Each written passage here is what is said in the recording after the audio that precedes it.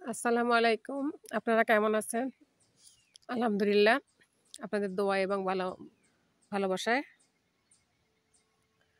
আল্লাহর রহমতে আমি খুব ভালো আছি। তা প্রতিদিনের মতন আমি আরেকটা নতুন ভিডিও নিয়ে চলে এসেছি আপনাদের মাঝে।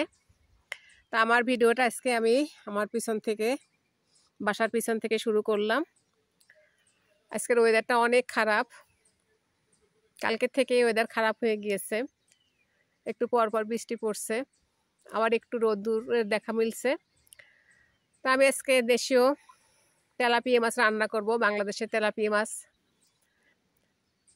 তা আমি রান্নাটা আপনাদের সঙ্গে একটু শেয়ার করব, পুরো রেসিপিটাই শেয়ার করব। তাই ভাবলাম যে পিছনটা একটু আমার বাড়ির পিছনটা একটু আপনাদের সঙ্গে ভিডিও শুরু থেকে দেখিয়ে দিই, এরপরে আমি আমার রান্নায় চলে যাব। মাশাল্লাহ, আলহামদুলিল্লাহ, আল্লাহর অশেষ রহমত, সমস্ত গাছে পাতা চলে এসেছে, সবুজ, একদম সবুজে চোখটা তো একদম জড়িয়ে যায়। তাহলে ঠিক আছে, চলুন যাওয়া যাক, আমি রান্নার কাছে চলে যাব। আমি রান্নার কাছে চলে এসেছি। আমি এখানে যে তেলাপিয়া মাছ সুন্দরভাবে কেটে মশলা মাখিয়ে রেখেছি। আর এখানে আমি রেখেছি হলো যে পেঁয়াজ কুচি, ধনেপাতা কুচি আর কাঁচামরিচ ফালি করে রেখেছি। এখানে আমি 3 রকমের মশলা রেখেছি, এই যে আদা রসুন পেঁয়াজের পেস্ট, আর এখানে আমি সমস্ত গুঁড়া মশলা নিয়ে নিয়েছি। তা রান্নাটা শুরু করি। আমি যে চুলায় ফ্রাই প্যান বসিয়ে দিয়েছি, আমি সাদা তেল দিয়ে দিলাম। তেলটা গরম হলে আমি আস্তে আস্তে করে একটা একটা করে মাছ দিয়ে দিব। আমার তেলটা গরম হয়ে গিয়েছে, আমি একটা একটা করে মাছ দিয়ে দিব।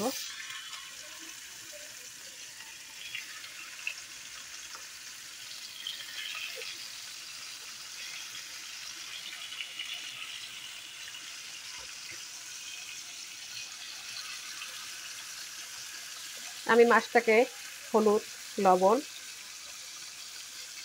শুকনো মরিচের গুঁড়া দিয়ে সুন্দরভাবে, এর ভিতরে একটু সরিষার তেলও দিয়ে দিয়েছি। আমি 10 মিনিটের মতন মাখিয়ে রেখে দিয়েছিলাম। এখন আমি এই যে ফ্রাই প্যানে সাদা তেল দিয়ে দিচ্ছি। তেলটা গরম হওয়ার পরে আমি মাছগুলো দিয়ে দিলাম। আমি এপাশ ওপাশ করে সুন্দরভাবে মাছটাকে ভেজে নিয়েছি, এই যে দেখুন। এখন আমি এটাকে 3 রকমের পেস্ট দিব এবং পেঁয়াজ কুচি দিব, দিয়ে আগে মশলাটাকে কষিয়ে নিব। আমি সব কিছু স্টেপ বাই স্টেপ আপনাদের সঙ্গে শেয়ার করব। পেঁয়াজটা ভেজে নিয়েছি, এরপরে আমি রসুনের পেস্ট, পেঁয়াজের পেস্ট, আদার পেস্ট এই যে দিয়ে দিয়েছি। 2 চামচ নিয়েছি পেঁয়াজ, রসুন 1 চামচ, আর 1/2 চামচ নিয়েছি হলো আদা। এটাকে আমি ভালোভাবে কষিয়ে নিলাম। এই যে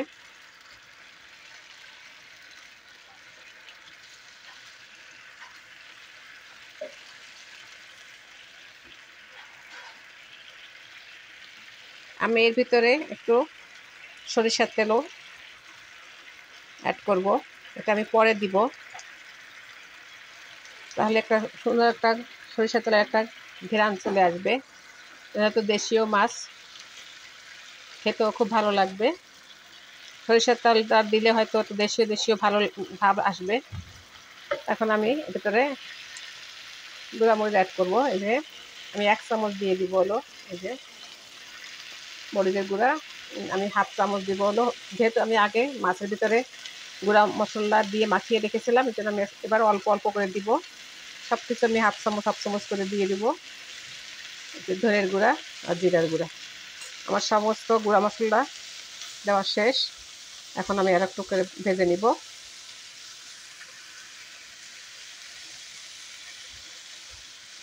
আমি এর ভিতরে এখন টমেটো কুচিটা দিয়ে দিব।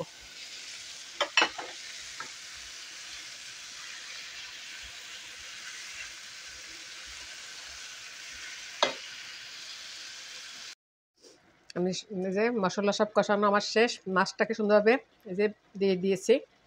কাঁচামরিচটাও দিয়ে দিলাম। এখন এটাকে আমি ঢেকে দিব।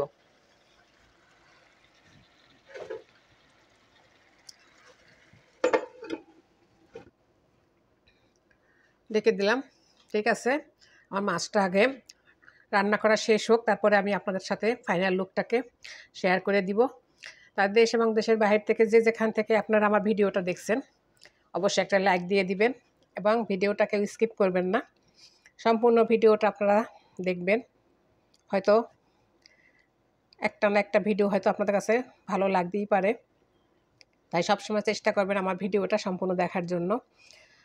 আমার চ্যানেলটা একটু সাবস্ক্রাইব করে দিবেন এবং পাশে ছোট সে বেল বাটনটা একটু ক্লিক করে দিবেন, আমার নোটিফিকেশনটা যেন আপনাদের কাছে অতি সহজে পৌঁছে যায়। আর সবসময় প্রবাসী বোনের পাশে থাকবেন এবং প্রবাসী বোনকে একটু সাপোর্ট করবেন। আর আজকের রেসিপিটা তো শেয়ার করলাম, যদি ভালো লাগে কমেন্টের মাধ্যমে জানাবেন। ধনেপাতা কুচি যে দিয়ে দিয়েছি, আমার রান্না শেষ। এই যে আপনাদেরকে দেখিয়ে দিলাম। আমার রেসিপিটা ভালো লাগলে অবশ্যই আপনারা বাসায় ট্রাই করবেন।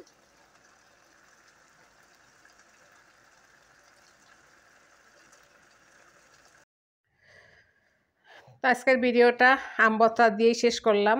আপনারা সাথেই থাকবেন, আমি আর একটা নতুন ভিডিও নিয়ে আবার আপনাদের চলে আসবো। সবাই ভালো থাকবেন, সুস্থ থাকবেন, আমার জন্য দোয়া করবেন, আমি আপনাদের জন্য দোয়া করি। আল্লাহ হাফেজ, আসসালামু আলাইকুম।